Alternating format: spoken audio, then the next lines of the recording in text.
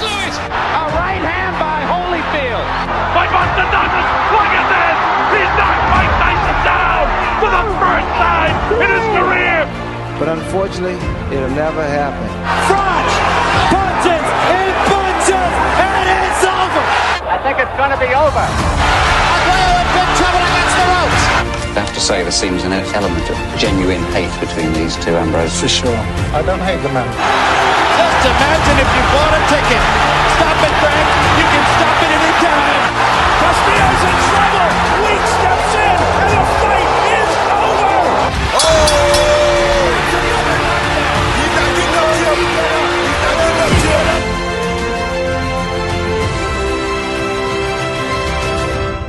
Welcome, fight fans, to Legendary Nights, Season 3, Episode 1, the tale of Michael Moorer versus George Foreman.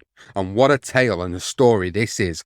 One of the moments in boxing that will always be remembered and long live in the history of the sport. A 45-year-old George Foreman becoming a world heavyweight champion.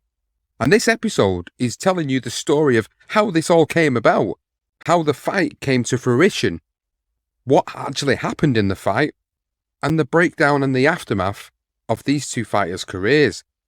This is something that sticks out in my memory, Johnston, as a legendary night on its own, and it is part of the Legendary Nights HBO series from 2003, and I remember watching that very fondly and looking back at the fight and doing the preparation for this episode. It brought everything back again, and it was just a great moment in boxing for the sport that'll long live in its history. It will. Absolutely will. It's a significant moment in boxing history. George Foreman coming back after such a long hiatus from the ring, 10 years out of the ring, to then come back and potentially, in his mind, he wanted to go and win a world title. It was laughed at. It was told it's never going to happen. You're an old man and we're going to go into all this. But he stuck by his way, stuck by his guns, and he continued to persevere with it. He failed a couple of times. We'll go into those fights. And then obviously this one in particular is a great night for George. Look, it's not an absolute slugfest. Let's get it right. If anyone ever seen it, it's not like a Moreles Barrera. It's not a Ward Gatti.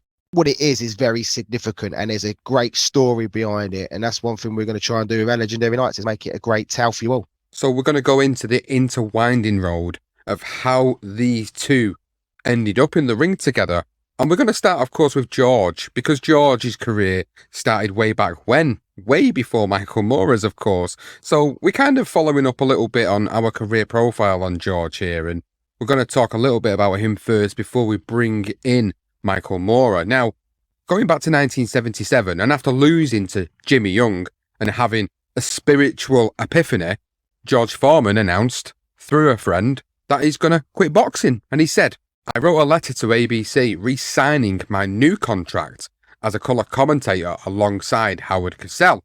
Some of that was my discomfort at being seen in public after my exposure on the television show, which was reported in the news. Mostly I believe that boxing no longer held a place in my life. Boxing had been a funnel for my hatred. To knock a guy out, I needed to psych myself into a state of viciousness. But that George Foreman didn't exist anymore." For the next 10 years, George served as a preacher in his hometown of Houston, Texas. 13 years after losing his heavyweight title to Muhammad Ali, George began his impossible quest to regain it.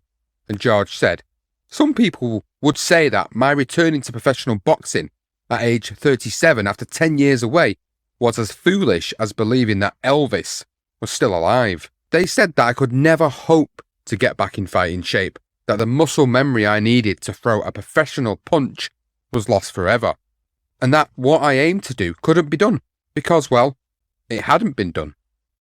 Initially, George approached Butch Lewis about becoming his promoter, but Butch told him, "This is a young man's sport. You should leave it alone." Everyone George spoke to all told him the same response as Butch. Even his wife, Joan, feared that he would die in the ring. However, Joan did later admit that she was more than worried about losing her husband's new personality to the world of boxing, but he promised her that that would never happen. And so with Jones backing and with the desire to make a difference, he decided to follow his heart. And George said, I'd left boxing. Boxing hadn't left me. And now I wanted it back because of the best reason. I couldn't allow 15-year-old boys to go shooting people and ended up in jail. I had to help these kids. I wasn't an accountant or a welder or a golfer. Boxing was what I knew, and there was no time to learn anything else. So with no promoter, George went at it alone, using his own money to fund training, sparring partners, and match his own opponents. He later admitted that going at it alone probably helped him because other big-time promoters would have looked to have matched him against better opposition earlier, whereas he could be his own man and he could take his time. Now, the first thing to do was to get fit and get examined before approaching a boxing commission. And he said, to remove any of my own doubts, I submitted a battery and a half of tests at the University of Texas MD Anderson Hospital. Tests I doubt even the state athletic commissions knew about. Nothing like them had existed 10 years before. They took pictures of my head and lungs and my circulatory system and brain, measured the stress of my heart after exertion, and checked my neurological functions. After 2 days, I was pronounced fit. Now, George may have been declared fit, but he now weighed over 300 pounds. So when he tried on his old boxing gear, none of it actually fit. And he actually recalled that not even my boots, I guess all the extra weight, had made my feet larger too. He jokingly told Joan, man, this stuff has shrunk. Ironically, it was Joan that acted as his first trainer. George said that she would drive me 5, 8 or 10 miles away and drop me off to run home. It started with running, then turned into hitting the heavy bag with his brother Sonny. Half an hour with right hands, half an hour with left hooks, and half an hour of jabs. Stamina was always George's problem when he was younger, so he came up with a plan to work on that by skipping backward along the inside perimeter of the ring, first one way and then the other. And he recalled, I'd do it for the equivalent of 10 rounds, 10 3-minute stints with 1 minute in between. It's incredibly hard to do. Then I'd jump rope for 2 3-minute rounds. In fact, George admitted that no trainer had ever pushed me this hard.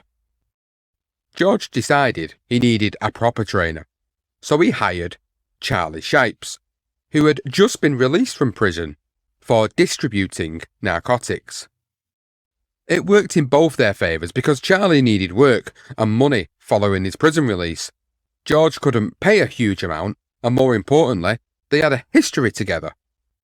The next thing to do was find a boxing commission that would grant him a licence.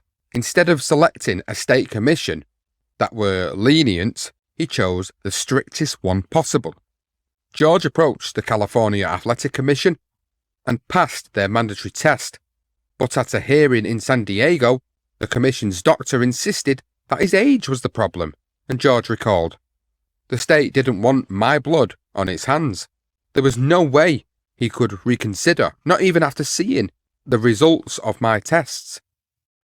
After the official refusal, George spoke to a lawyer who represented the state attorney general's office, and he asked him why he wanted to fight again. George's response was, life, liberty, and the pursuit of happiness. I love that. And following their meeting, he actually recommended that George get his license. And the man said that this man has satisfied all your requirements. There's nothing wrong with him. You should just go ahead and give him a license. Now, with a license, George made the public announcement of his return to the ring. And mainly the sports writers laughed. They laughed the loudest. Sports journalist Logan Hobson actually recalled jumping on the bandwagon of those sports writers, and he remembered when his comeback started, I was one of those guys saying, oh, come on, please. Some guys will do anything for a buck. Even Sugar Ray Leonard remembered George Foreman's, his physique, he said, was not as appealing as it was many years ago. Although George was given a standing ovation onto the ring before the first bell, he had a body complex, and he said, what scared me the most was taking off the robe and parading around the ring without a shirt. Well, he had a fight, and the fight was against Steve Zulski, and the ref stopped that fight on March 9, 1987 in 4 rounds because he was basically bored of reminding a reluctant George to box. George basically kept saying he was a bit worried he's hurting him, and he was sort of telling him, you know, I don't want to hurt him. He's saying his jabs were hurting the refs. Just box. In the end, he just sort of just said, look, he give up the fight, basically. He said, look, have the fight. Well, in the end, George Foreman, he earned £21,000 for his night's work.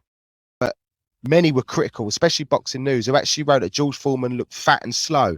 Even the California Boxing Commission chief, Ken Gray, wasn't impressed with the spectacle either and wanted to see an improvement from him if they were going to allow him to his comeback to continue. And he said, we approve George on the basis of him being in a good physical state. But before he fights again, I think I would have to talk to him about his weight first and also about facing a stronger opponent. My understanding is that he intends to do both, and that's fine, but we just want to be sure we don't have a repeat of this. Around this time, a young Michael Moorer, who had been training under his granddad Henry Smith in Mon Valley, decided to relocate so he could fine-tune his clear potential. The Kronk Gym in Detroit was identified, so he moved there on a permanent basis while he prepared for the year's Olympic trials under the tutelage of Emanuel Steward. A few months before his permanent move to the Kronk Gym, Moorer, then a lanky southpaw, was assigned by Emanuel Steward to be a key sparring partner for middleweight contender Darnell Knox. Knox was preparing for a title shot against Michael Nunn, and by Steward's own account, Knox was overmatched badly against Moorer in sparring. In fact, Steward declared that Knox got such a bad beating at the hands of Moorer that he was depleted when he faced Nunn, which was part of the reason why he lost in 4 rounds and never fought again. Moorer was never matched in sparring against the aged Tommy Hearns, not because he felt that Moorer would do the same to the Hitman, but because they would have damaged each other and hindered their progressions. Moorer recalled in the 2003 HBO Legendary Nights documentary, "When you fought inside the gym, you gained a lot of notoriety, recognition on what you did in the ring, and I kicked a lot of arse in there." Now, due to kicking a lot of arse, Steward, Moorer, came to the same conclusion that the amateur boxing route may not suit him after all, and Steward recalled, "We turned him professional in March of 1988, and in December of 1988 on national-wide television, he was the new light heavyweight champion of the world." It's incredible. We'll go into that, of course, but first of all, let's jump back to George Foreman, and he reeled off 3 knockout victories in July, September and November 1987 against modest opposition, with all winning records. Now, desperate to keep the run going, George contacted Bob Arum about a fight in December, but specified that he did not want to be on television yet. I think he was still a bit afraid of his body complex at this time. However, the only card he had on offer was a card on ESPN against a guy called Rocky Sikorsky. Arum informed George that ratings would be low at this time of the year and not to worry about public exposure. He offered $12,500 for a one-off fight and that he would not offer a free fight deal, which George was happy about. Now, in a small room in Bally's in Las Vegas, Foreman stopped Sikorsky in 3 rounds, and George recalled, "Bob jumped into the ring as if I'd won the title." Later, he told me the TV ratings set a record for boxing shows. He said he wanted me to sign a free fight deal. George's response was a short and sweet answer, quite simply, no. However, he did agree to fight Italian champion Guido Train on February 1988, and Bob Arum promised, "You do this one for 24 grand and I'm going to move you up each time. The one after for 100,000. Now, the Lewiston Journal actually reported on the Train fight, and this is what they wrote. They said Foreman scored his 7th straight victory since returning to the ring last March after a decade of inactivity. he used a stinging left jab to cut Train's face and force referee Millslane to halt the bout at 2 minutes 39 of the 5th round. After the victory, George said, "This guy was my toughest fight yet. This fight extended me more than I expected." He then went on to call out the current heavyweight champion by saying, "All I can say is Mike Tyson is sitting in a seat that I'd like to be sitting in. He's the heavyweight champion of the world." 1 month later, and Mora made his professional debut against Adrian Riggs at Bally's Las Vegas live on ESPN. Mora hurt Riggs with a left uppercut and put him down with a left hook in the first, but was warned following the knockdown for hitting Riggs while he was on one knee. Riggs hit the canvas for a second time in the round from a right hook, forcing the referee Carlos Padilla to wave an end to the fight. Now on March 19th, Foreman was matched against his best opponent since his return to the ring, and that was former Cruiserweight World Champion Dwight Muhammad Kawa, who was 28-5-1 in the Caesars Palace Sports Pavilion in Las Vegas. Although Kawa was on the wrong side of his 30s and approaching the end of his career, he had still fought at an elite level as an elite fighter. In fact, the overweight Kawa did land several shots flush early in the fight, but faded late and finally quit while still on his feet after a Foreman left-right combination to the head in the 7th round. Kawa said after the loss to Foreman, "He can punch. I think Tyson could be in a little trouble." 1 week later, Michael Mora recorded his second knockout victory at the Cobo Arena in Detroit against Bill Lee. In fact, from the summer of 1988 to early November, Mora clocked 9 more wins, all by knockout, to go 11-0 with 11 knockouts inside the scheduled distance. Incredibly, by December the 3rd, Mora was handed a world title shot for the inaugural WBO light heavyweight title against Ramzi Hassan, who was 24-5. Into the fight, which was live on NBC, and Mora had sent Hassan on the ropes after a crushing right uppercut to the jaw in the 5th, forcing the referee Dale Grable to stop the fight, and incredibly giving Michael Mora the WBO light heavyweight title. Incredible. 11-0. 11 knockouts. Now it's 12-0, 12 knockouts. Impressive stuff for Mora. And what can you say? I mean, it was obviously the first ever WBO light heavyweight champion. So some people at the time probably didn't recognise it as well as we do now, but still a great achievement. Now, after the fight, the 21-year-old Mora actually reflected on his performance, and he said he was a top-rated guy, and I wasn't going to take anything away from him. I was ready for this fight. Some shots stung me, but I was never hurt. I wanted to catch him good before I went inside. The knockout punch was a short uppercut. I hit him earlier in the round with it and said, wow, I knew I could use it again. And he does use that again. It's a devastating uppercut. Now, while Mora was picking up his first world title, George Foreman continued his knockout form as well, with 6 on the bounce to end 1988. During this time, George cut his ties with Bob Arum because the promoter wanted him to change his trainer to Gil Clancy and also bring in other sparring partners. And he also offered a free fight package against tougher opponents that George didn't have an interest in fighting. George actually recalled his refusal and showed loyalty. He said, I didn't like this plan and wouldn't go along with it. These guys are my friends. They understand what I'm trying to accomplish, and I want them to go along with me. He was adamant that he wasn't ready for the top guys yet. So Arum got mad and actually told sport writers that he should quit boxing, stating that he doesn't want to fight anyone. George made it clear, I didn't come back to make big money. I'm making enough now for what I set out to do. Anyway, I'm going to get the big money in time. I came back to be champ, and I'm going to do it my way. Good for him. Not wanting to go on it completely alone, he actually hired local promoters in and around the areas in his small hall venues, and Ron Weathers was actually one of those he worked with more closely because he had a better understanding of what George was trying to achieve and the path that he had set out. The following year, 1989, George fought 5 times. The most memorable of the bouts came against a highly regarded puncher who'd beaten some excellent fighters and given others a hard time, and that was Bert Cooper, who was 20-4. The fight took place at the Pride Pavilion in Phoenix, Arizona, which was aired on US Network Main Events in June, with George collecting a nice round figure of $50,000. George landed several hard shots to the body in the first round that hurt Cooper, and in round 2, he continued to work the body and landed a solid right to the face that stung Cooper. In the end, Cooper remained on his stool and did not answer the bell to begin the third round, to the dismay of the crowd of 2,000 who booed loudly. George Foreman then decided to go into a "We want Tyson" chant while the fans continued to boo Cooper.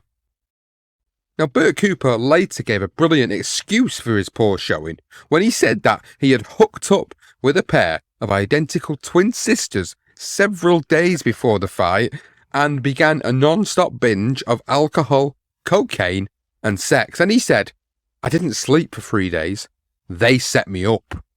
Cooper said he wasn't sure who'd set him up, but he was told it was Archie Moore, who was apparently associated with George Foreman. Now, to kickstart 1989, Michael Moorer made 2 successful defences of his WBO light heavyweight crown in January and February, with a second-round knockout of Victor Claudio in Michigan and a 6-round stoppage of Frankie Swindell in Pennsylvania. However, on March 29th, it was not his in-ring accomplishments that made the newspapers. Moorer was arrested for his participation in a street brawl in the town of Charleroi, across the bridge from his hometown, Monessen. So the LA Times actually reported on this incident in more detail, and they said that police said they filed charges today against the WBO light heavyweight champion Michael Moorer after a street brawl in which one man was injured. So Lieutenant Ted Zielinski said that Moorer and Lloyd Aldrich were both charged with assault and disorderly conduct, and Moorer was actually charged with aggravated assault because he was a professional boxer. Now, Christian Williams, who's also 21, of Bell Vernon, actually suffered a cut to his left eyelid, which that required 7 stitches. Zielinski said Williams and a friend were walking in Charleroi early Saturday morning when a group, including Moorer and Aldrich, confronted them. 2 other men, including part-time Donora police officer Chris Elks, who was one of several witnesses who identified Moorer 21, tried to defend Williams and his friend.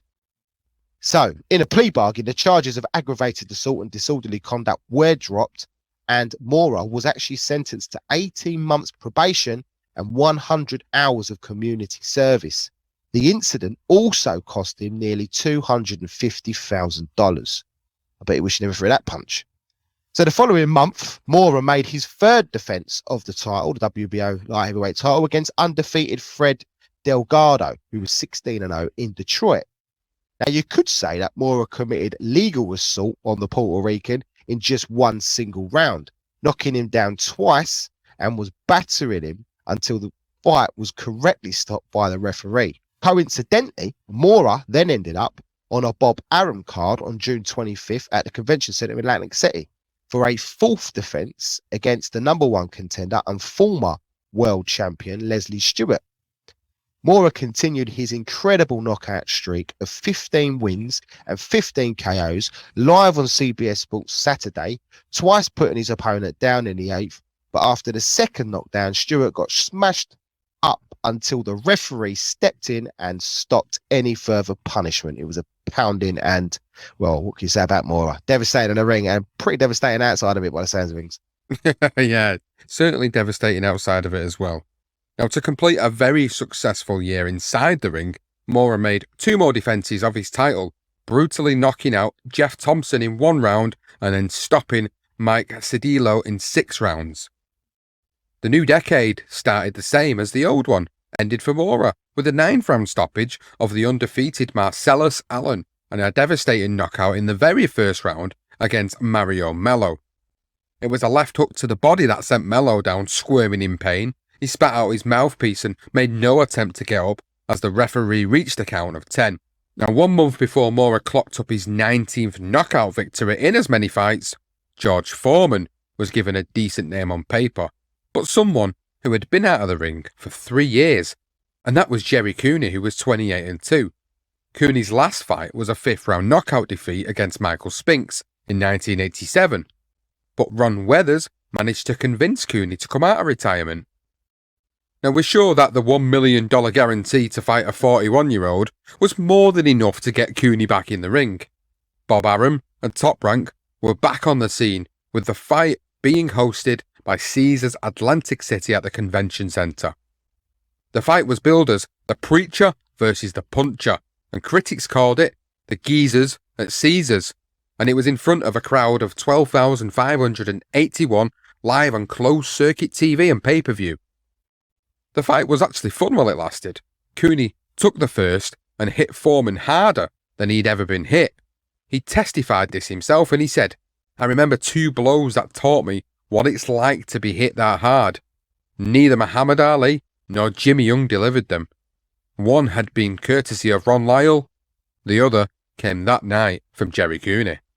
Well, unfortunately for Cooney, he did not press home that finish when Foreman was actually on wobbly legs, and he admitted that as well. Instead, he tried to go for the finish in the following round, by which point Foreman had obviously recovered. And George remembered that I hit him some damaging shots, the best combinations I've thrown in years, put him down. When he rose at 6, threw a few more, down and out he went. George also believes that he had a premonition of the fight result, saying, "I dreamed that I knocked out Jerry Cooney in the second round." The public, the press and the broadcast media had all now sided with George. He was now marketable again, and the promoters chased him with offers, but he refused to buckle with a large check being waved in his face. And he said, "I wasn't just a boxer. I was the rainmaker of a charitable foundation. Every penny I went to the George Foreman Community Center." Now, while Foreman and Mora continued to plan their routes through the respective divisions, the heavyweight division was actually blown wide open on February 1990 when Buster James Douglas knocked out Mike Tyson in Tokyo. We've done a Legendary Nights on it. Go and check it out. Now, when Douglas then lost to Holyfield in October, Foreman got himself in position for his first world title shot since 1974. He fought 4 more times that year, winning all by knockouts in the 4th, 2nd, 3rd and 1st rounds, and then signed to fight the new heavyweight champion, Evander Holyfield, who was undefeated 25-0 on April 19, 1991 at the Atlantic City Convention Center. His wife Joan said to George Foreman, "It's coming true. The dream's coming true for us." But before we get into the Foreman-Holyfield fight, let's round off Michael Mora's last 2 fights in 1990. He made an 8th and 9th defence of his World Light Heavyweight title in his normal destructive style, stopping Jim McDonald in the 3rd and Danny Stonewalker in the 8th, which would be his last defence at Light Heavyweight. After knocking out every opponent that he had faced, Mora had nothing left to prove in the division, with all the other champions like Dennis Andrews, Jeff Harding, Virgil Hill and Charles Williams clearly deciding not to risk their titles and their records against Michael Mora. Rather than stick around at 175, he decided to skip the cruiserweight division completely and move straight up to the heavyweight division, facing off against guys that were almost 80 pounds heavier than he was. Emmanuel Stewart did try to convince Mora that he should steer clear of the heavyweights, but he was adamant, and Stewart said Michael Mora was definitely one of the greatest light heavyweights in the history of boxing. Even with their difference of opinion, Stewart remained in his corner for 7 fights in the new division, and his first was against Terry Davis on the undercard of Foreman-Holyfield, stopping the Terminator in just 2 rounds to go 22-0 with 22 knockouts. Now on to the main event of that evening, April 19th, 1990 at the Convention Center in Atlantic City, and it was George Foreman's chance to win a world heavyweight title against the undefeated Holyfield in a fight that was co-promoted by Dan Duver's Main Events and Bob Arum's Top Rank, and billed as the Battle of the Ages, and marked the launching of TVKO, which is now known as, or was previously known as, HBO Pay-Per-View. So it was Donald Trump, of all people, that paid $11 million for the fight, $1 million when the contract was signed on January 12 to Aram Manduva, and a further $2.5 million on February the 9th. The remaining $7.5 million would come from the live gate receipts. But a week later, the contract was amended after the Persian Gulf War started, and with an unusual provision added that said the fight could be postponed due to an act of God or war. Shortly before the $2.5 million was due, Trump invoked the provision and tried to renegotiate the fee from $11 million down to about $5 or $6 million. Typical Trump tactics. And Trump said that the war was preventing travelers, especially from the Middle East, from flying to Atlantic City. And this caused friction among the promoters, and Aram clarifying that if there is an act of God or war that forces the fight to be cancelled, then the promoters have the right to postpone the fight, not him. Well, Aram Manduva then threatened to move the fight to Caesars Palace in Las Vegas, but they were eventually able to reach a deal with Trump. It was announced on February 11 that Trump had paid the promoters $2.5 million that he owed, and the fight would stay in Atlantic City. The source close to Trump's bankers explained the complications. What really happened was that his creditors took a look at the deal and got edgy, and they made him try for a better deal. Well, that is nothing new. Still to this day, Holyfield went into the fight as a 3-1 betting favourite and was guaranteed a larger share of the purse at $20 million, with Foreman guaranteed $12.5. Pat Putman of Sports Illustrated wrote this about the fight. Because of his age and immense girth, the heavy punching Foreman was expected only to tease the hopes of his faithful and then depart quietly in about the 5th or 6th round. The audience at the convention centre expected an execution. Foreman gave them a war. The fight was a classic battle of two big men taking turns, pushing each other to the brink of disaster, only to be saved by their tremendous courage and strong chins.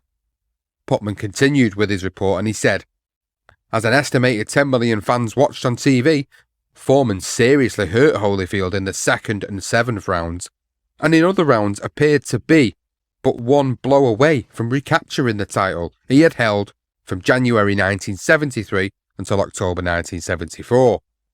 After 9 rounds, the marvellous old man, battered but unyielding, still had a chance of winning by decision.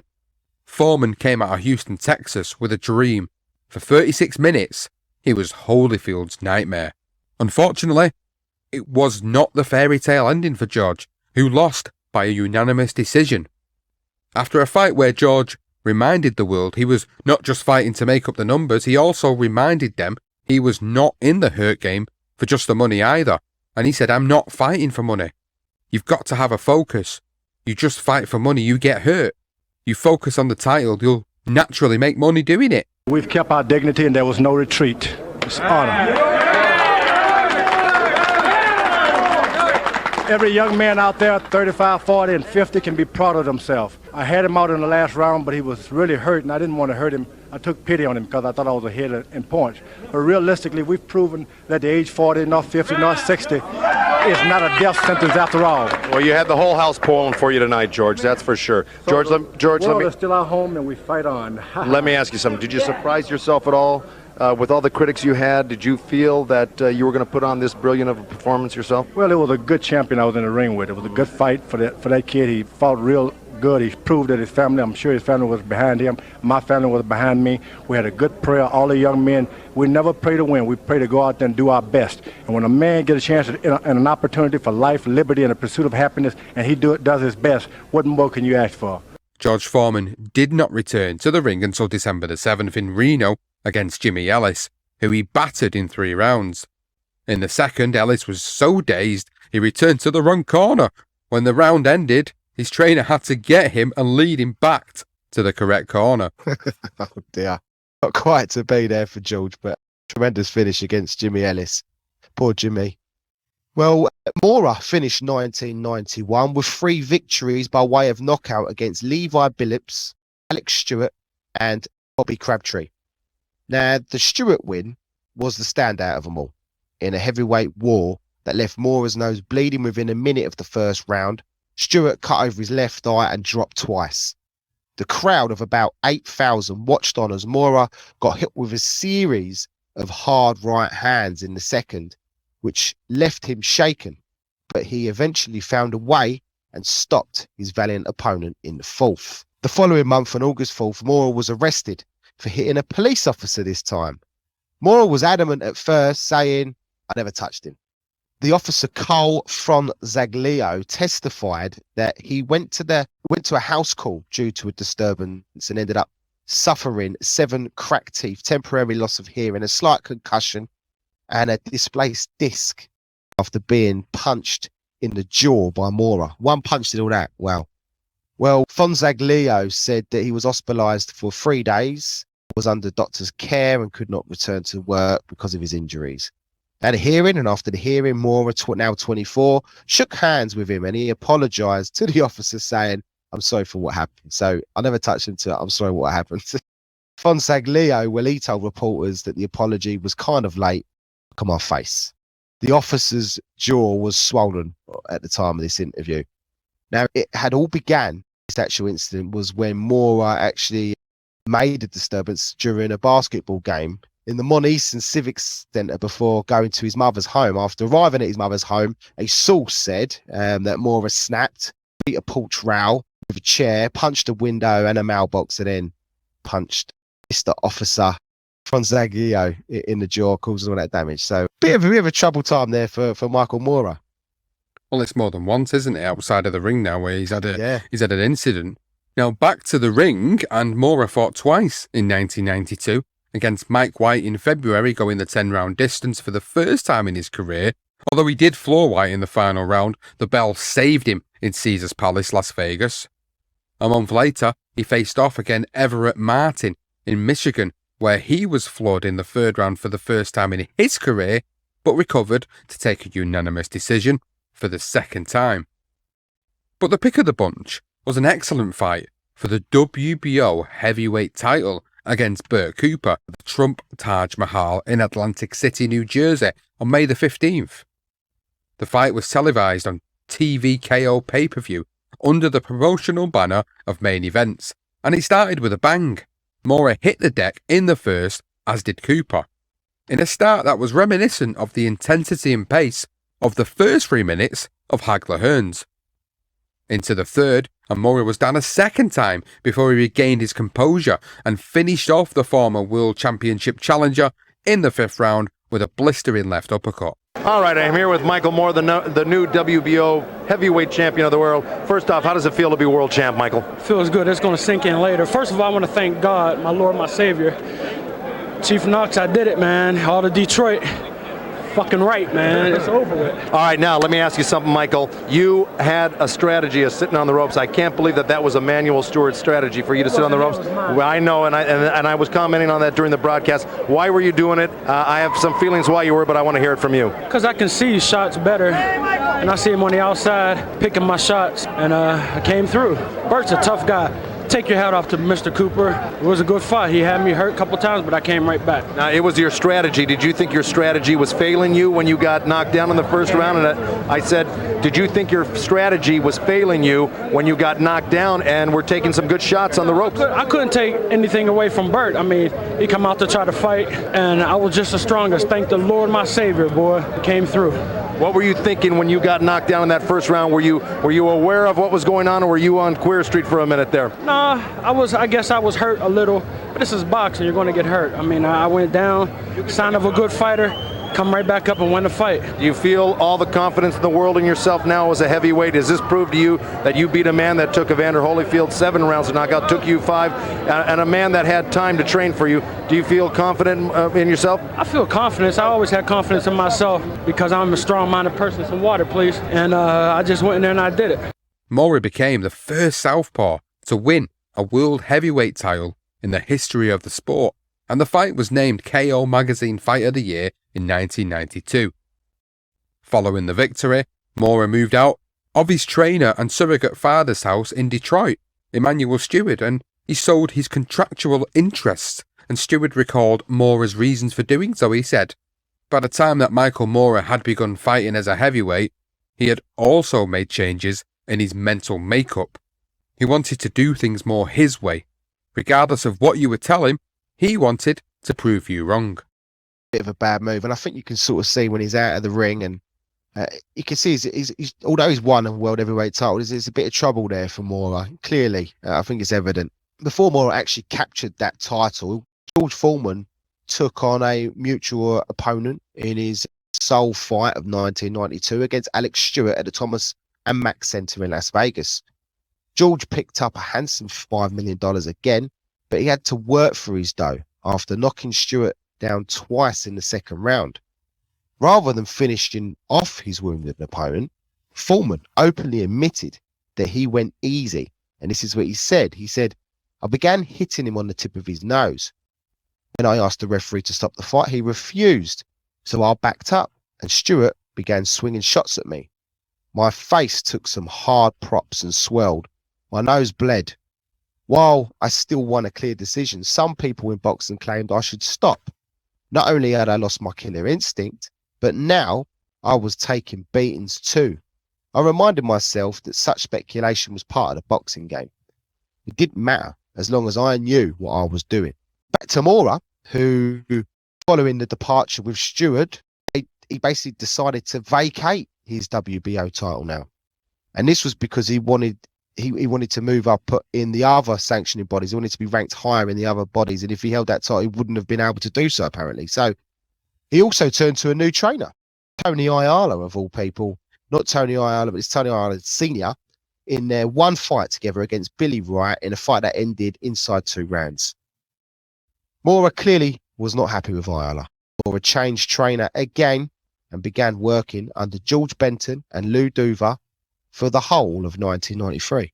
In January of 1993, George made light work of the highly regarded South African fighter Pierre Coetzee at the Reno Sparks Convention Centre in front of a crowd of about 6,000. Foreman knocked Coetzee down in the 4th round and then was heard yelling at referee Joe Cortez to stop the fight.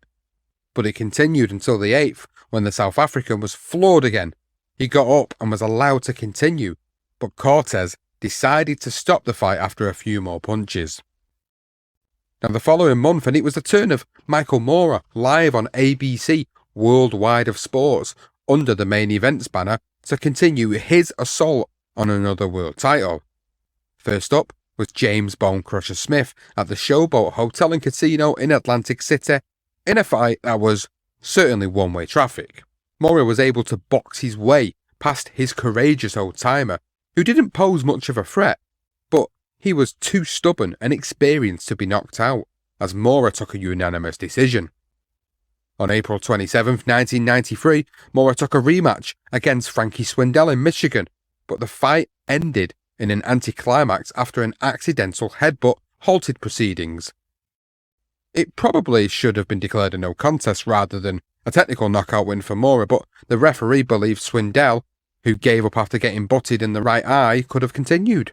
Now back to George Foreman, and his win over Pierre Coetzee led him to a fight in June against a certain Tommy Morrison, 36-1. Done a career profile on Tommy, by the way, for the WBO title, which had been vacated, of course, by Michael Mora. So initially, they probably could have fought a little bit sooner than they do. The fight was actually promoted by Bob Arum and took place at the Thomas and Mack Center in Las Vegas and was live again on TVKO. Morrison was an incredible 20 years younger than George Foreman, and he used his fresher legs to good effect. George recalled that he felt in control of the fight and had Morrison where he wanted him. Late in the fight, I didn't pull the trigger on a lights out combination because I was afraid of doing permanent damage to him. And he had gone too far in the fight to suffer humiliation of a knockout. I respected his grit. Even so, I was the most surprised person in the arena when Morrison got the decision. Bob Arum publicly said after the loss that George should quit. Sports writers said the same, and George remembered they wrote that I looked lackadaisical when used to describe a boxer. That word's code for old. We've spoke about this fight, Sean, and I do think Morrison does win it. I think he just does enough, but probably there was moments in there where I think George could have pushed on and he didn't. So to his credit, he keeps saying this. I don't want to hurt the guy. To his downfall, he lost the fight. Back to Michael, and Michael fought twice more in 1993, a third-round knockout of James Pritchard in Atlantic City, and then ended the year with a 10-round decision live on HBO against Mike Evans, which put him in line for a world title shot. And this time it was against Evander Holyfield, who held the WBA and the IBF versions. Lennox Lewis at the time held the WBC at this moment in time, and the WBO had now changed hands yet again and was owned by Michael Bent after he knocked out Morrison in his second defence. Now, instead of getting himself prepared for the fight of his life, Michael Moorer made a very bold decision just before the biggest fight of his life, and that was to change his trainer once again. He was unable to find the same balance he had with Stewart when working with George Benson and Lou Duva, who questioned his desire and mentality. Although remaining with Main Events to promote his fights, Moorer's manager, John Davimos, found him a new trainer, someone he could trust and rely on again. Teddy Atlas was identified, and he said this of Moorer: "I heard that he was a guy that would walk out in the middle of sparring, and I said, this is a guy who's just unsure of himself. He had been abandoned by his father. He had been abandoned in certain situations professionally. So he wanted a test to see if you were really going to be there, if you weren't going to disappear." Moorer liked Teddy's attitude, and he remembered, he would push me and I'd push him back. He wasn't taking any shit, and neither was I. He was my trainer, but also my friend, a person who taught me a lot. I love Teddy. I'm sure he feels the same way about me, but he won't say it because that's his tough guy image. In only their second fight together, they faced their greatest challenge of their collective careers, a heavyweight championship fight against Evander Holyfield, who's now 30-1 at Caesars Palace in Las Vegas on April the 22nd, 1994. Holyfield was making his first defence of the WBA and IBF titles after defeating Riddick Bowe in their rematch, and the fight was promoted by Dan Duva of Main Events. The fight was also aired on TVKO in the US, and George Foreman sat on commentary duties with Jim Lampley and Larry Merchant. Sky Sports broadcasted the fight in Britain, and it was Moorer's biggest payday to date of $5 million. Holyfield got 12 and was the 2-1 favourite, but was aware of the challenge ahead, saying, "I have a lot of respect for any man who climbs into the ring, especially the number one contender." Moorer's manager, John Davimos, was confident his man could claim the heavyweight title, saying, "People think he's been involved in 4 assault and battery incidents, but it's only 3. The 4th will be on Friday." Teddy Atlas had a more sophisticated approach to his comments, saying, "Michael always lets his opponents come to him. When they do, he tears them apart because his instincts take over. He has magnificent instincts." Atlas was honest about the task that faced them, but not because of Holyfield, but because of Moorer and his mental strength. And he said, "Every fighter has doubts. Michael and I have talked about it. He has to confront it. It's got nothing to do with the other guy. It's nothing tangible. If you're abandoned as a kid, you're not going to be secure under pressure." Now into the fight, and Holyfield took the first round on 2 of the judges' scorecards, and it would seem like he took control in the second, especially when he landed a left hook that sent Moorer to the canvas. Now, however, this is the interesting part, the scoring across the board was very controversial, with 2 of the judges scoring it 10-9. So this is a knockdown in a second round. Scoring that second round 10-9 to Holyfield rather than 10-8, because they felt that Moorer was in such control of the round before the knockdown. And the other judge, Jerry Roth, actually scored the round 10-10. Wow. Incredible. That is incredible. It's, I never knew that. That's news to me. I never knew that. God, the amount of times we talk about poor judging. That's pretty poor, isn't it, really, when you look back on it now? That's a pretty poor showing and a pretty poor effort there, really. Well, of course, Teddy Atlas was unaware of the scoring at the time, but he was clearly favouring Holyfield, and he knew that a pep talk was needed, and he told Moorer in the corner, "You go in there and you start backing this guy up and you start doing what we trained to do. Otherwise, don't come back to this fucking corner. Do you hear me?" On the cards, Moorer was ahead by a couple of rounds, but from round 7, Holyfield began to force his way back and the race to the final bell was edging closer. Atlas continued to try and get his fighter pumped between rounds by telling Mora, "You're lying to yourself because you're going to cry tomorrow. You're lying to yourself and I lied to you because I let you get away with it." He tried everything, even using the famous Angelo Dundee words of, "You're blowing it, you're blowing it. You're doing just enough to keep him off and hope that he leaves you alone." Even Larry Merchant kept saying on commentary that Mora needed to show more passion and make something happen. Mora did begin to push Holyfield back. Many feel that without Teddy Atlas in the corner that night, Mora would have surrendered his chance of glory. Instead, it was his will that inspired Mora to victory. The result was a majority decision to the new unified heavyweight champion of the world, Michael Mora. Michael Mora, you're the heavyweight champion of the world.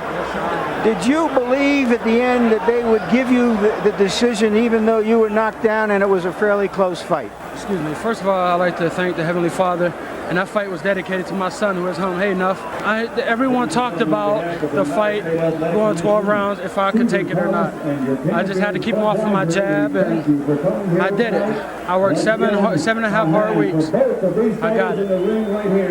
All right, we're going to show you the replay of the knockdown in round 2. You describe, or was it round 3? You describe what happened. I remember he stunned me with 1, then he came with a 1-2, I think. Because you had the best of it earlier in that exchange before a left got you down. It was a good shot. You weren't hurt though, were you? No, sir. I was stunned for a minute. Boxing is a sport where you want to get hit. So. All right. Teddy Atlas was riding you like a jockey through the home stretch in those last 3 or 4 rounds, telling you that this was the opportunity of a lifetime. What did that mean to you? That's what he was supposed to do. He pushed me, and we worked on that in the gym. And, you know, I like a person like that just to push me like that. Was there anything in particular that he said that rung a bell? When he said, this is the one opportunity in a lifetime, you've got 12 minutes to go? He told me this was for my son, and I pushed hard for my son. After the fight, Larry Merchant asked Mora if there was anything that Teddy Atlas said that rung a bell, and his response was, "He told me this is for my son, and I pushed hard for my son." The final scores read 116-112, 115-114, both in favour of Mora, and the third judge had it 114-114, a draw. Now interestingly, if Roth had scored round 2 10-9 for Holyfield, this score would have been 114-114, and Holyfield would have retained the title with a majority draw. It's incredible, isn't it? I mean, it should have been a 10-8. I mean, that's just the standard. You could be dominating around and someone gets put down. Either if it's late or it's a flash knockdown, you get put down. It's just how the rules are. I mean, you very rarely see a guy dominating that much where someone's not going to call it a 10-8. It's very, very surprising. Well, due to this very controversial scorecard, Holyfield's manager, Shelley Finkel, filed a protest with the commission, but nothing changed the result, of course. With the rightful protest being pursued, and the fact that while in hospital was reported that Holyfield had suffered a heart attack during the fight, Mora's victory was, of course, tainted. Please go check out our Career Profiles episode on Evander Holyfield for more details on that heart problem, and we go into great detail when he's in hospital and such. But Mike Borman of Main Events said that the circumstances involving Evander Holyfield after the fight was so unfair on Michael because it made his victory almost shallow. Mora, speaking on the HBO Legendary Night documentary, said they took away from me winning the championship and focused it on him having a heart attack, or so-called heart attack. So that is how these careers have sort of entwined one another. And we're going to now jump in to the build-up between Michael Mora and George Foreman. Now, not long after his victory, Mora was asked if he would be interested in unifying the heavyweight division with a fight against the WBC heavyweight champion, Lennox Lewis. But at a news conference in Manhattan, he said, this is Mora, "I don't have a burning desire to fight anymore." Yet she had aspirations of quitting the game altogether. But his manager, John Davamos, responded that he's not that wealthy that he can walk away. Now, during the news conference, Mora and Davamos then vented their frustration over TVKO's broadcast on their fight against Holyfield, which they said was biased towards Holyfield. The New York Times reported that Mora told HBO executives that he would not fight on their airtime if George Foreman and Jim Lampley call the action. Obviously, it's before he knew he was going to fight George. Now, the reason behind that statement would have related to George Foreman's bizarre post-fight comments while working as HBO's analyst for the Mora Holyfield fight. On the live broadcast, George actually suggested the result was fixed, and he said himself, "I said it to the microphone that something needed to be done about boxing's monkey business scoring system and that the Doovers held too many fighters for the health of boxing. They controlled at least part of both Holyfield and Mora." HBO then chose to remove his comments, as in Foreman's comments, when they rebroadcast the fight a few days later. But you've got to, I'm not being funny, but I think we'd be saying the same thing, George, especially with the same thing as what George said there, Sean, when it comes down to them terrible scorecards when Mora got put down. I mean, you can't help but side with him. It's a knee-jerk reaction to what happened on the night. Of course it was. Now, following his comments, George Foreman said, "The Doovers threatened to sue me, and I figured that I'd finally messed with the wrong guys. My boxing career, I decided, was definitely history." After a phone call with Bob Arum, who recalled the call publicly, he said, "A few days after Michael Mora beat Evander Holyfield, I got a call from George. And I said, 'George, you can't kid me. You want to fight Michael Mora.' And he said, 'More than anything else in the world, get me that fight.'" Arum spoke with Main Events to get the fight made. Mora was promised of a big payday, which led to the new heavyweight champion accepting Foreman's challenge, and the fight was scheduled for November the 5th, 1994. However, the WBA did not rank Foreman as a legitimate contender and refused to sanction the bout. Foreman did sit 8th in the IBF ranking, so they did approve the fight, but the WBA warned Mora that regardless of what happened, he would be stripped of their championship if he went forward with the Foreman fight. At which point, Mora's promoters, Main Events, announced on August the 10th that the fight was now cancelled. Not long after the fight seemed dead in the water, the New York Times reported, representatives of George Foreman and Top Rank filed a lawsuit in Nevada State Court seeking an injunction to prevent the World Boxing Association from sanctioning any heavyweight championship fight in this country other than Foreman and Michael Mora. The suit also seeks to enjoin Mora, along with his promoters and manager, from participating in any heavyweight fight until their contractual agreement with Foreman has been honoured. The complaint alleges the WBA and others engaged in unlawful age discrimination, bad faith, conduct and collusion in illegally refusing to sanction the November 5th bout between the 46-year-old Foreman and Mora.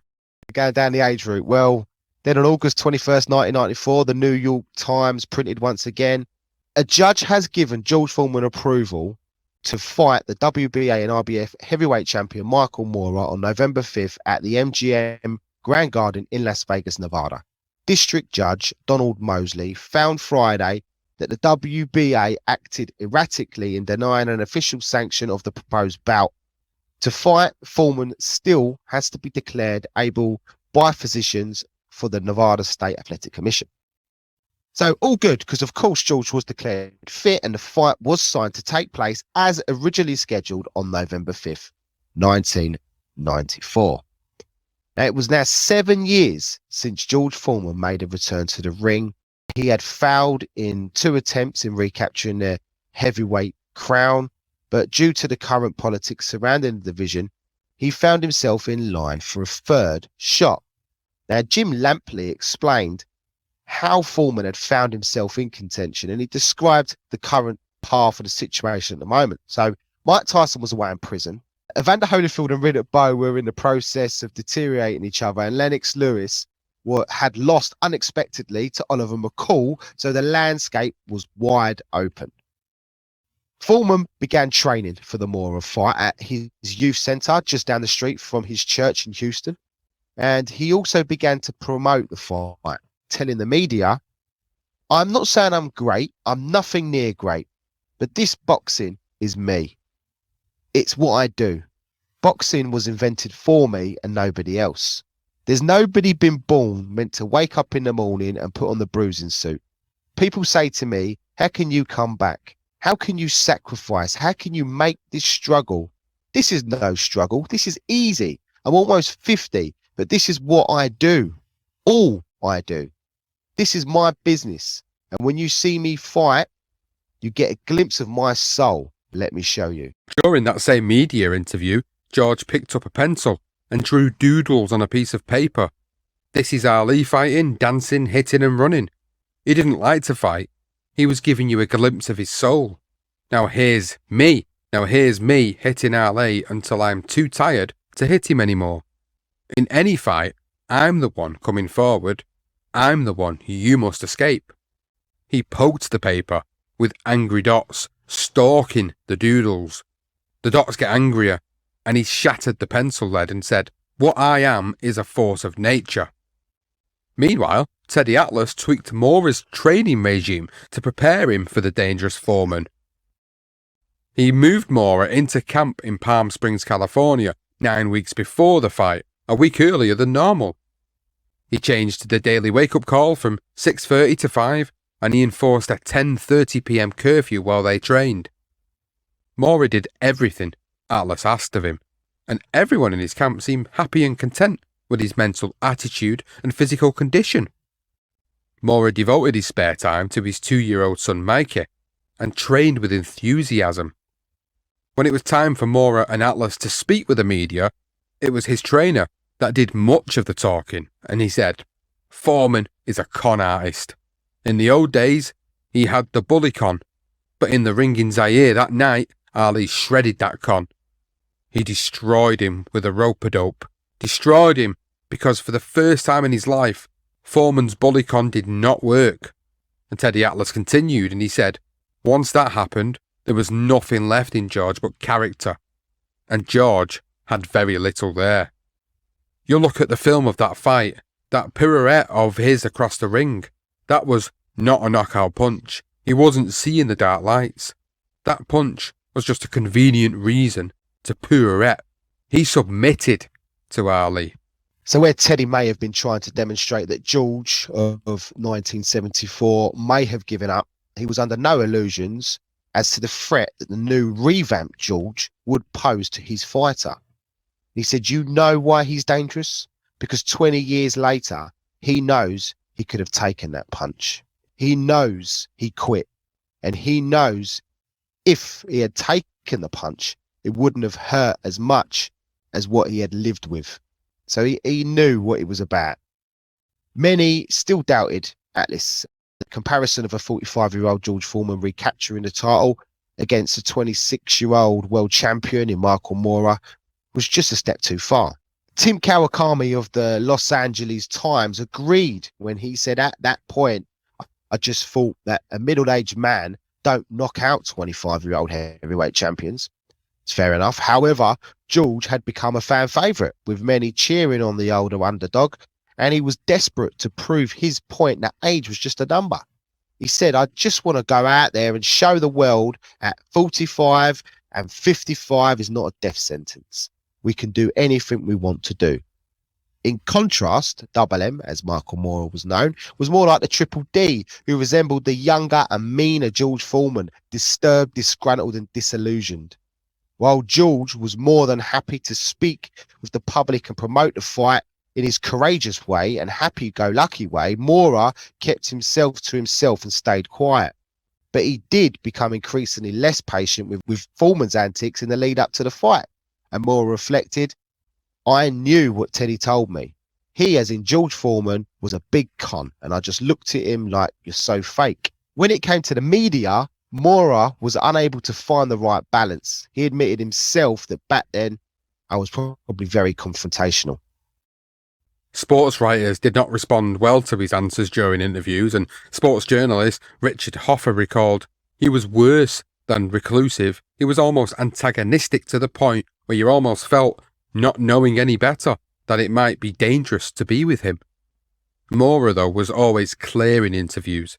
He wouldn't answer a stupid question, and as he said himself, "I'm not going to put on an act or put on a little show for nobody." So with Mora's lack of enthusiasm and ambition to change the public persona, which was a lot like Foreman of old, he automatically became the bad guy. George Foreman's religious belief were now part of his persona, which influenced the sports writers to proclaim the bout as good versus evil. Foreman kicked off the ticket-selling campaign by saying Mora reminded him of one of my children, and he promised that if he fights the style he's been fighting, he will quit on me. After 8 rounds, he will turn his back and quit.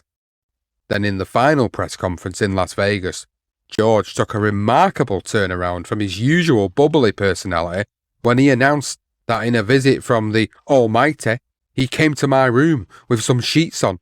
The 6th commandment, you shall not murder, had been relinquished for him in this fight. He was granted permission to unwrap and unveil myself, as he said, indicating that he was allowed to murder in the ring. Mora camp member Bigfoot Martin stood up shocked and he said, if you're really a preacher, you don't talk about killing folks. Teddy Atlas declared, this might have been the only time in boxing that a trainer ever prepared his fighter for a press conference. I knew George would try and plant seeds of doubt and anxiety. And if you watch that documentary on Legendary Nights, you'll actually see Teddy Atlas having some confrontation with George Foreman. He actually goes right up to George Foreman as he sat down at the press conference table, and he's like leaning into him, and they're having a bit of back and forth. And I think at one point George Foreman says something along the lines of, oh, just go and make me a sandwich. And he just pisses Teddy off even more. Like, Teddy wants to fight him. Teddy, was nowhere near the size of George Foreman, but he was willing to stand there and fight him in the press conference. It's quite a moment. We know what Teddy Atlas is like. If you know Teddy Atlas's story, you know he is a bit of a hothead and he doesn't take any shit, no matter who he's from. It's a little interesting moment there if you haven't seen it already, guys. It's quite a funny moment looking back in hindsight, but the reality of the situation was George Foreman had gone from this happy-go-lucky chap, and in the final press conference, he just turned it on. He started to try to get under the skin, not just of Mora, but of Atlas as well. He did, and by the sound of it, Mora's camp, and I mean, talking about murdering someone in the ring, it's not acceptable, especially from Big George, who was a very bubbly guy, and I suppose this is his 3rd chance. It's probably his last shot, and he's just trying everything he can to get under the skin. But you're right, it's a funny moment when he sort of says, just go and make me a sandwich, because he's always eating, isn't he? He's always eating something. It's funny. On November 3rd, United Press International actually printed the weigh-in results. It said Michael Mora, champion Michael Mora, weighed in at 222 pounds, and challenger George Foreman came in at 250 pounds at the official weigh-in for Saturday night's title bout. Now, on the night of the fight, Larry Merchant pitched his assessment on George Foreman to the cameras, and he said, there are lots of skeptics out there who think that George now is more King Kong than King Kong. George hasn't earned his championship shot as a fighter. He hasn't fought in a year and a half, and on that suspicious occasion, he lost to Tommy Morrison. On the other hand, George is a star, and stardom, like age, has its privileges. There are many, many champions and very, very few stars, and that's why he's here. And I think that was a perfect assessment from Larry. He always does it on them HBO shows. The amount of fights we've watched, he always comes out of that little quotes. Great quote there from him. And George Foreman thought of nothing more than Mora. He said, I get up in the morning, I want him. I go to bed at night and I dream about him. He even called out his game plan before the fight. He said, I have no intention of throwing my power at him in the 1st, 2nd or 3rd rounds. My intentions are to extend him and make certain that when I hit him with one shot, he would not get up. Richard Hoffa wrote this for Sports Illustrated, and another great bit of writing here. He said, 6 or 7 pairs of fresh satin trunks hung in a dressing room, but George Foreman chose instead a much more photographed, much more notorious pair from his chest of memories. They were red, a little faded after 2 decades, their seat shiny, or so it seemed, from the last and only time Foreman ever skidded across a canvas. As soon as we realised he was wearing the same trunks in which he lost his title to Muhammad Ali 20 years ago, a thought began to materialise. We had been psychoanalyzing the wrong heavyweight.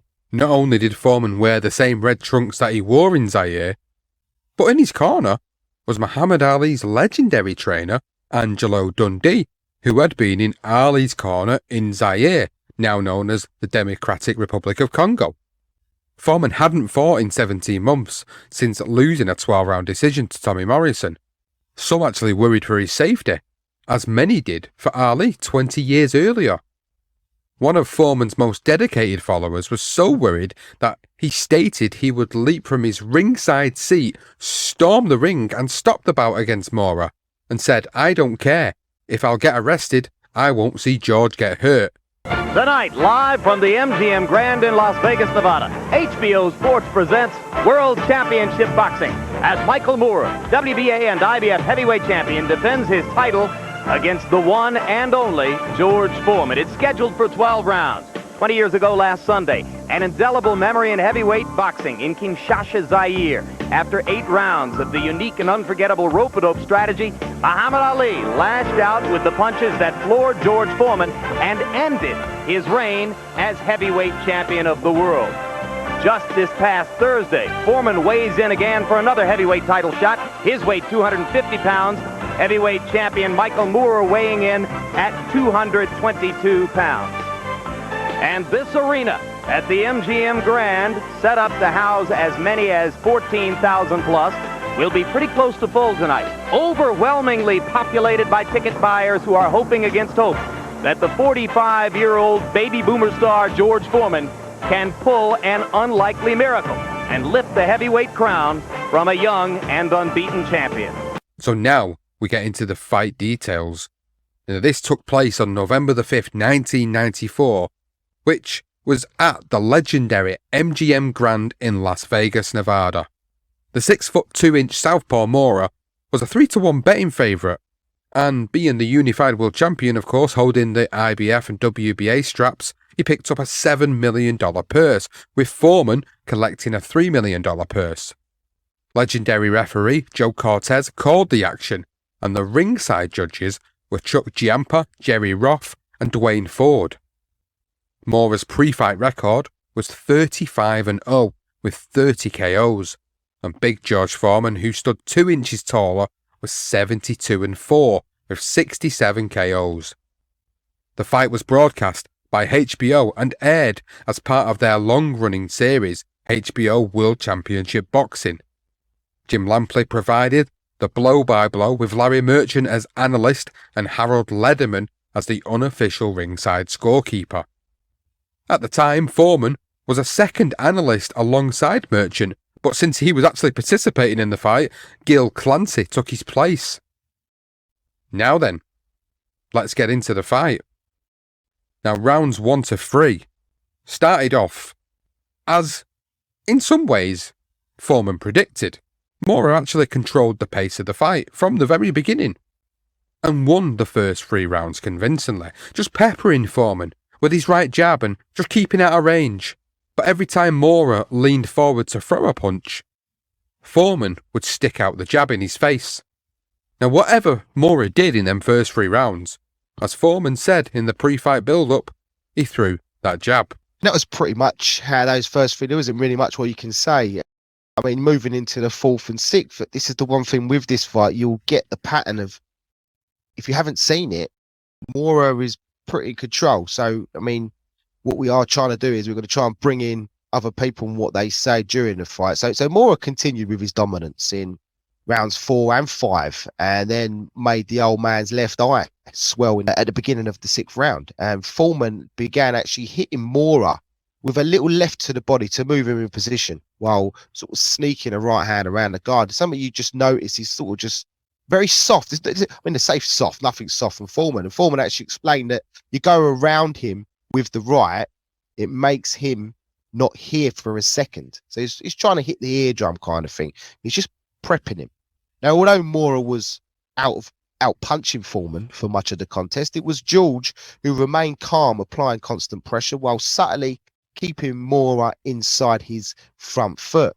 Slowly, Foreman got into range, but so he could land that right hand, although he just didn't really throw it. He didn't throw it enough, hardly any, really. And Mora was throwing more punches and staying in control, yet Teddy Atlas continued to tell him that he must keep more distance between him and George. He says, listen to me, you're not going to have a real friendly corner. I'm proud of you, but you're not going to have a friendly corner if you keep making him go slow. You have to make him go faster. Atlas was right. Foreman was slow, and for most of the fight, he delivered soft jabs. It seems soft, not soft, without throwing many right hands. But when he did land, he landed one in the sixth, and it does briefly stun Moorer. You can see it. Although Moorer's in control, there's a sneaky right hand, I think in the third as well even. But it's just a moment where it stuns him. And Foreman said it was a setup. Moorer, this is obviously later on, disagrees with Foreman. He said he didn't have control of the fight, and he didn't have control over me. Now into rounds 7 to 9, Moorer continued to bank them rounds and was up on all the cards by the 7th. In fact, he was fighting better than when he took the title against Holyfield, always maintaining the pressure on Foreman, but staying just out of range of the big man's right cannon. Jim Lampley admitted afterwards, I can perfectly understand why Teddy was saying do this and that between rounds 4, 5 and 6 and 7. But Michael was thinking, why do I need to listen to anything if everything I do is working? What people don't remember when looking back on this fight is that up until the 10th round, Moorer probably fought the best fight of his career.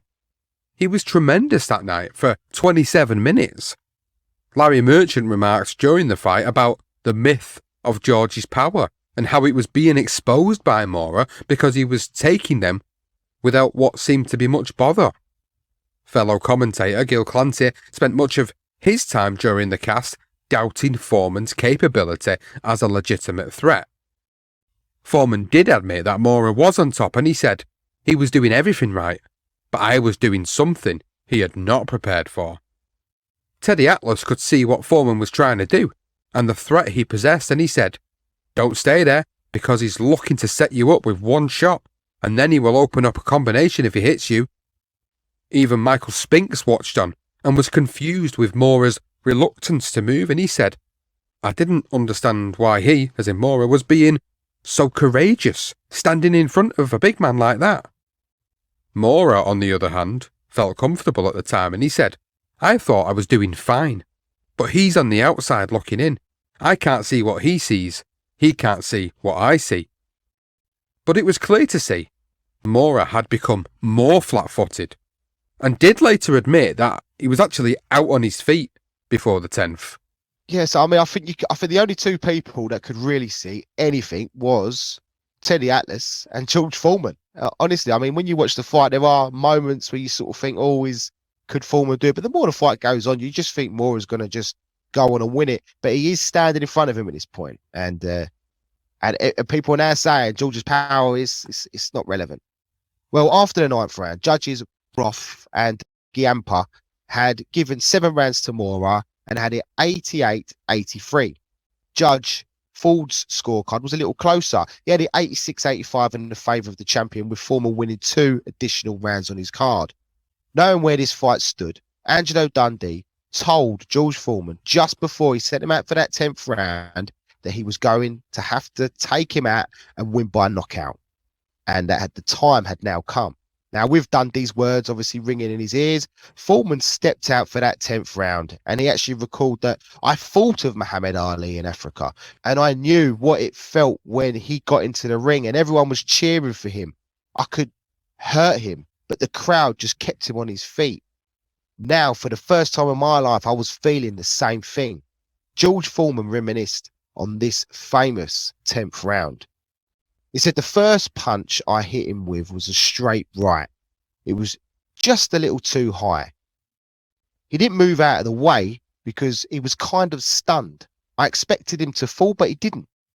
I said, right then, I was going to lower it just a little bit. Now that was the moment that he landed that big right hand. Right hand landed there, and enough, and a right and a left, and suddenly Moorer stops punching, and it's Foreman's initiative. And there's that competitive spirit of George is coming out again. He feels he's nailed Moorer with a good punch, and he's a good finisher. He knows how to do it, but he's in with a tough guy. And remember, Atlas told Moorer George is going to try to find a moment here to steal the crowd and get them psyched up. At looked like it might have been it for a while, but now George stops punching again and takes jabs for his trouble. Foreman wading in to set up a left hook, and another left hook, and another left hook shot that missed. George is so tired, though, Jim. If he misses a punch, he goes completely off balance. I have to give him all the credit in the world, but again, he's a 45-year-old man in a young man's game. But look at that competitive spirit coming out now. Straight right hand landing for Foreman. He's had a pretty good round here in number 10. Again, Atlas didn't counter. Atlas, here we go again with the Atlas. Michael Moore is down. Down goes Moore on a right hand. An unbelievably close-in right hand shot. 4, 6, 7, 8, 9, 10. It happened. It happened. I can't believe it. I can't believe it. Down goes Mora on the right hand. An unbelievably close-in right-hand shot, screamed Jim Lampley. As the count reached 10, Richard Hoffa wrote poetically, as the roar mounted about him, it was a sudden sound as if the crowd had also waited 20 years for its release. Mora lifted his head up for a second, seemed to exhale, and lay back down to sleep. The WBA title had just passed hands from a 26-year-old, 222-pound athlete in very good condition to an overweight middle-aged man who had been reaping the rewards of boxing tabloids, tantalizing headlines, but very little substance since he began his comeback in 1987. Jim Lampley, well, he couldn't contain himself. It's happened! It's happened, he shouted down the microphone. Foreman fell to his knees in the closest corner and prayed in public for the first time. He said, "Thank you, Jesus," he said. Mora and Atlas had worked on moving to his right to keep away from Foreman's big right hand, but Michael later confessed it was effective in the gym. Totally different story tonight, just couldn't do it.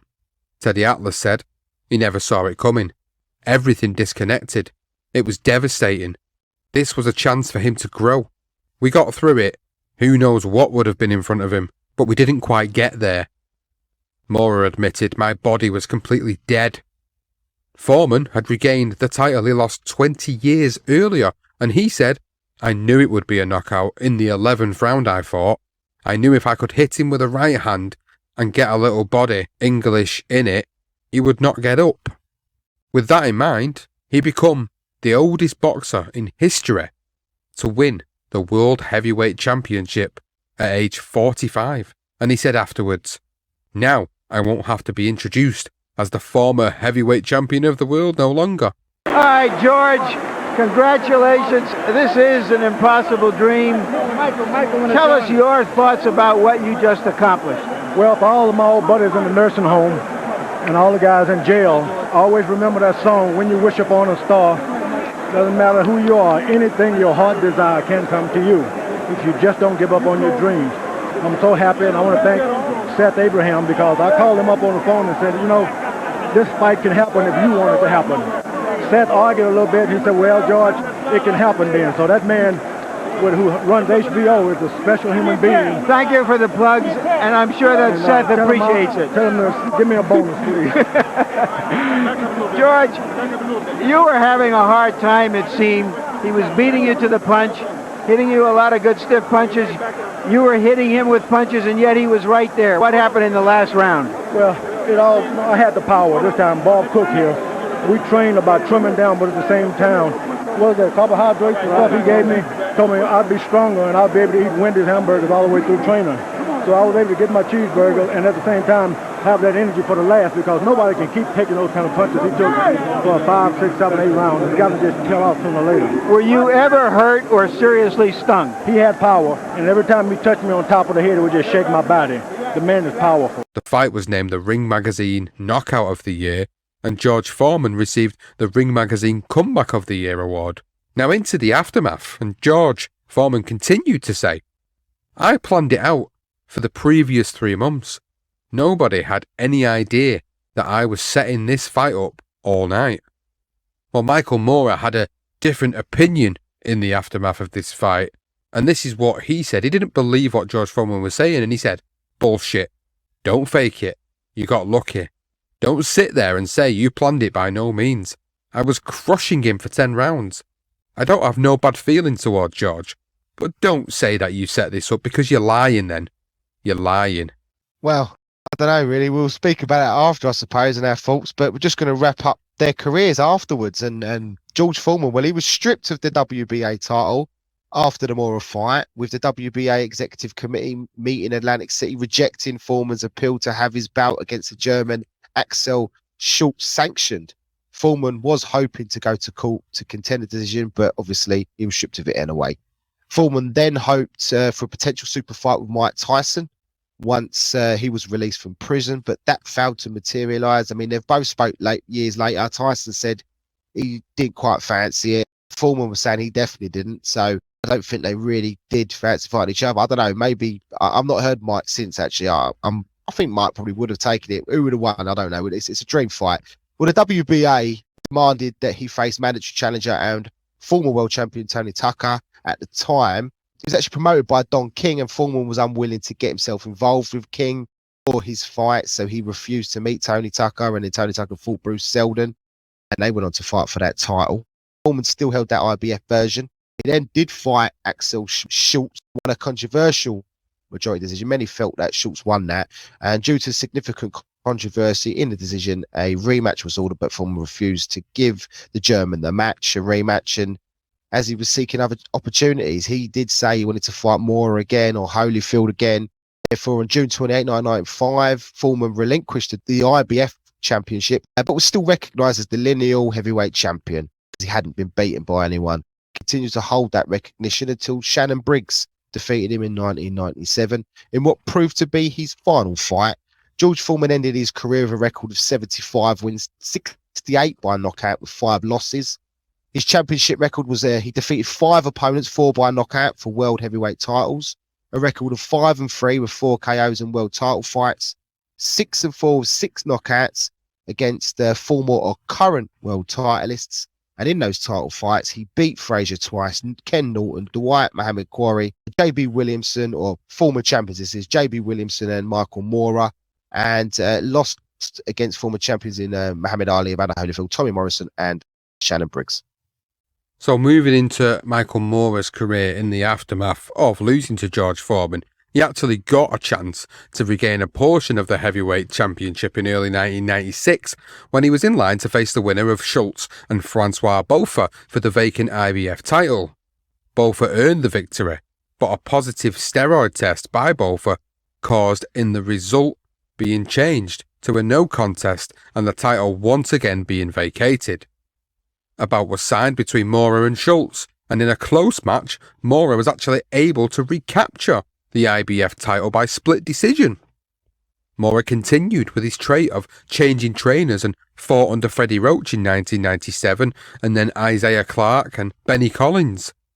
He defended the IBF title twice, knocking out Botha on the same night that Holyfield knocked Tyson out to win the WBA title, then going on to win a close fight against Vaughn Bean. Mora then fought Holyfield in a title unification fight and was knocked out in 8 rounds, being dropped 5 times in that fight. Following the fight, he took a 3-year retirement from the ring and finally retired for good in 2007, ending his career with a record of 52 wins, 40 by way of knockout, 4 defeats and 1 draw. His championship record? Well, he defeated 15 opponents, 12 by KO in world title fights, 5 opponents, 2 by KO in world heavyweight title fights, 10 opponents, all 10 by KO in the world light heavyweight title fights, and overall he had a record of 15-2 with 12 KOs in world title fights. A record of 4-2 with 2 KOs against former or current world titleists. And his notable victories were against Leslie Stewart, James Bonecrusher Smith, Evander Holyfield, and Vasily Zhirov. Of course, his losses were against George Foreman and Evander Holyfield.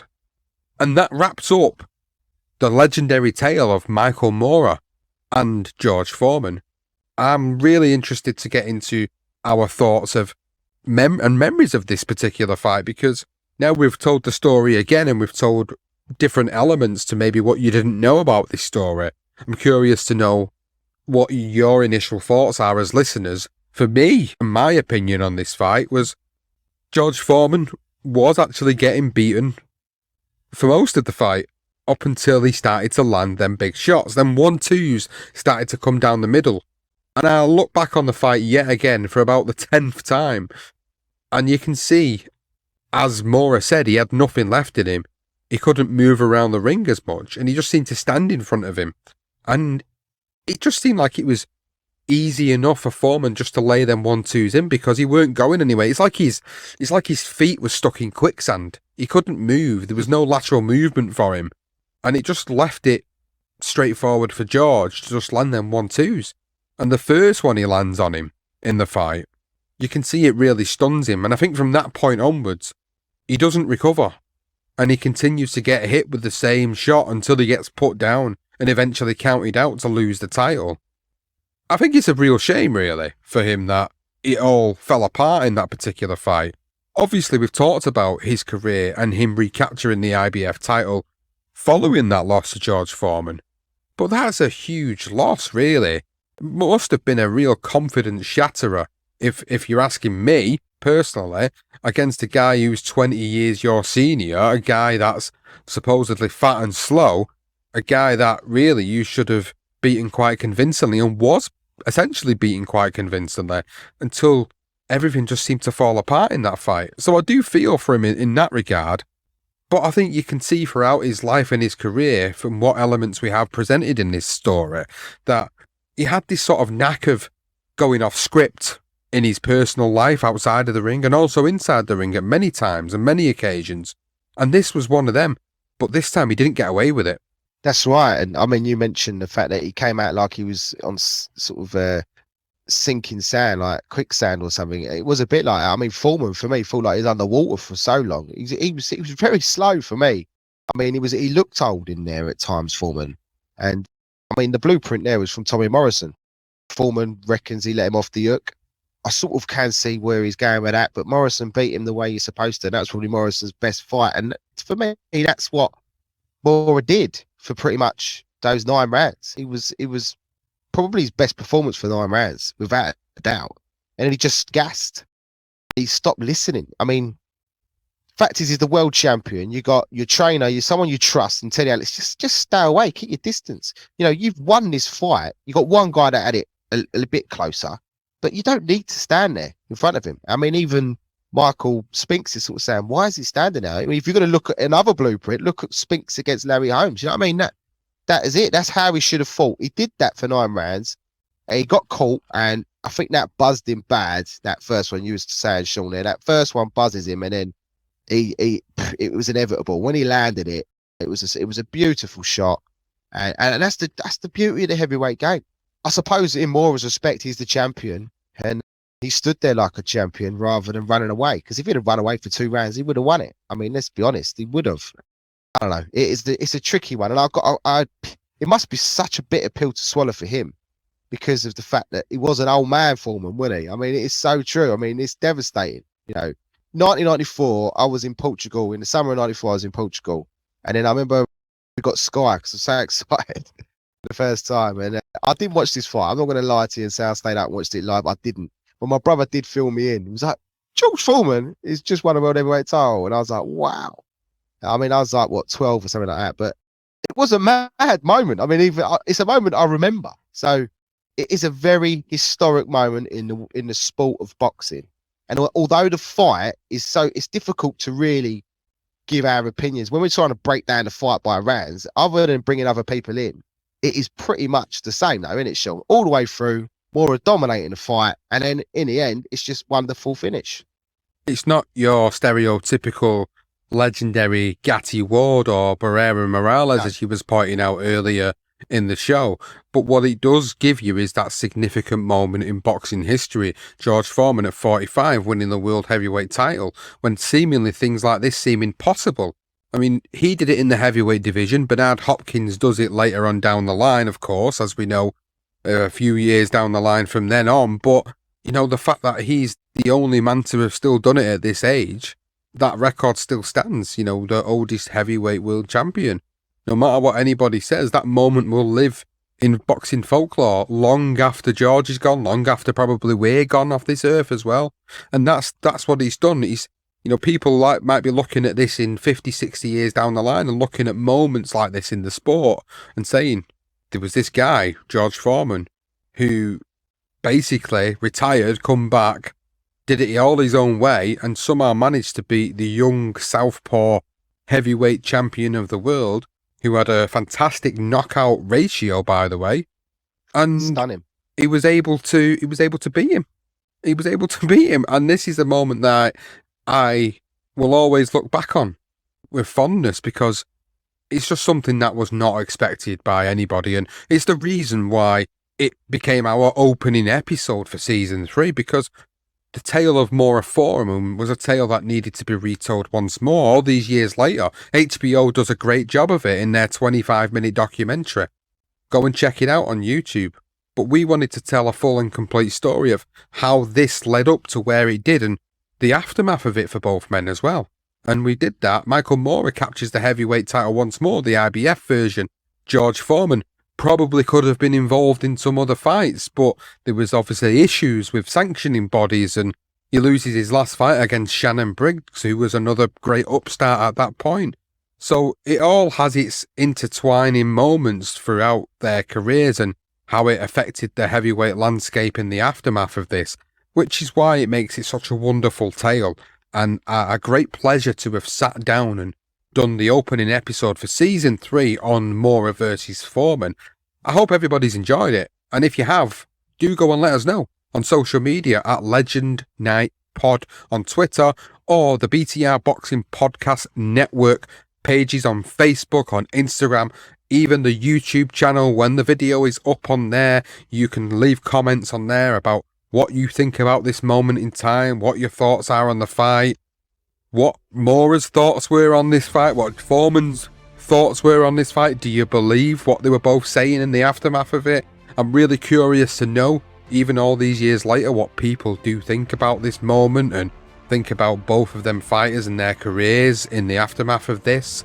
It's been a pleasure, as always, to deliver another episode of Legendary Nights, and if you haven't already subscribed to us, please go and do it. Check us out on Apple Podcasts or Google or Castbox or Spreaker or Megaphone, or wherever you get your podcasts from, you can find Legendary Nights Podcast.